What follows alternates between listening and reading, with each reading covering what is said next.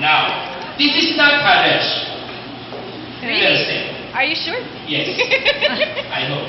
Okay. That is not what he is, as you may be thinking by now after reading his book, Evolution of Insanity. Sino na ho ba nakabasa ng libro niya? Ako may advance copy na. Okay. Alright, anyways. It is what he thinks. Evolution of Insanity is what he thinks. Because of his creative and obvious literary ingenuity and thought, combined with his unquestionable intelligence. I think the best way to describe how he writes is to describe what he believes in. I got to know a bit of his thoughts on the manner I looked at his writings when he was in my class back in 1999. Being the only foreigner in a Filipino regular class, I was somehow hesitant to ask him to transfer in FFS class, Filipino for Foreign Students. Surprisingly, in an exercise class writing, I was shocked to learn that he writes better Filipino compared to his Filipino classmates. Imagine ninyo, sabi ko, galing ni Haresh magsulat sa Filipino, no? I accepted this talk to see Haresh again. After reading his book, he sent me for free in a PDF format. Siyempre, degree yun.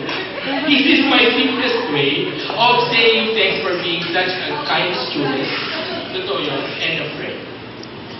You just don't realize how much I appreciate the learning I gained from all our talks that in a way make me value and respect you as an individual. Thank you for the gift of friendship, for keeping me updated on your family and personal experiences, for simply allowing me to be part of your personal life. Thank you for listening to my silent voice, for understanding each unspoken message.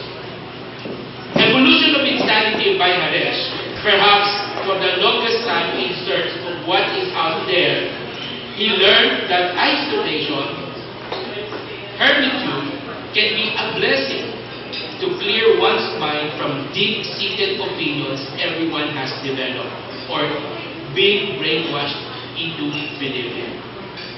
It is in those processes that he then became secular. And in secularism, shifted to just being a spiritualist or maybe an atheist. I think he still loved the morals and teachings Christ and Hinduism has to offer, but do not believe in divinity or the existence of one.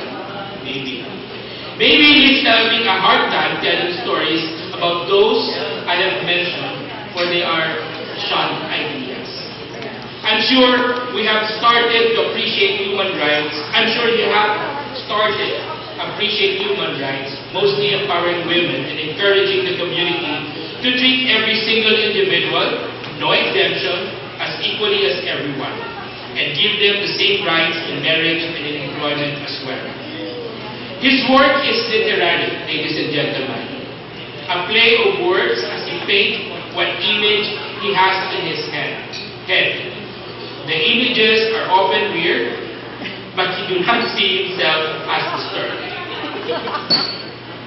These are the learnings I've gathered with this book, Evolution of Insanity.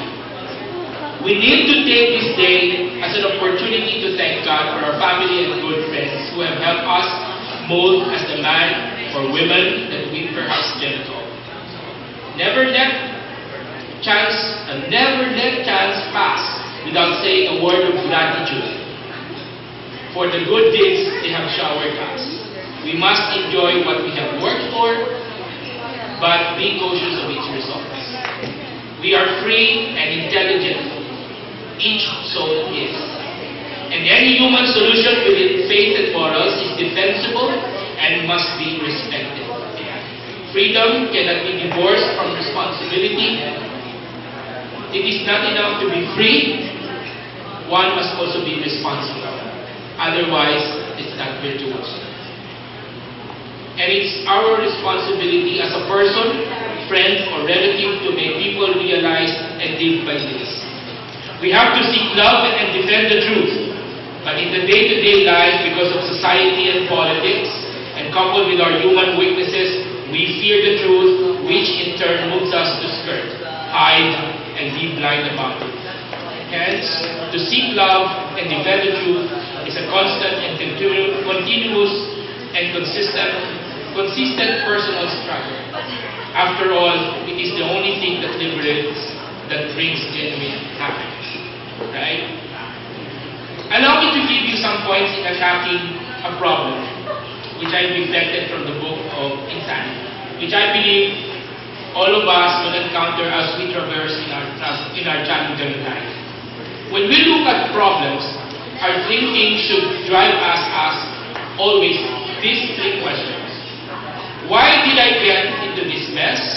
How do I get out of it? And how do I prevent this from happening again? In short, nawala ako. In short, go for the causes, for there lies the solution, and also the fear and frustration. While asking questions in halfway to solving the problem, I must warn you that most of the time, we may never even get the other half on time or in time we want. Sometimes we might not even get any answer at all. Worse, in some cases, no sooner have we found a solution than we realize that not only was it not solving the problem, but it is also exacerbating it. For as long as we are limited creatures and not God, it will always be like that. I think, Haresh, you're on your way to the next level of the real world to become a great writer of all time. Your name will be written in the history of writers, and it takes a lot of maturity to be there. To me, the foundations of maturity are self-knowledge and self-control. Most of the time, we create problems because we miss one, or we miss out one or both. We become impatient, frustrated, and fearful because we forget that we are a fallen nature. And hence, we have to control ourselves toward the arduous but most rewarding path to the truth and goodness. We can't just do what exactly we want to do in a snap. We can't just demand that we need space and freedom if in ourselves we are not sure of security. We need to strive hard, prove ourselves, and follow certain and specific rules around us.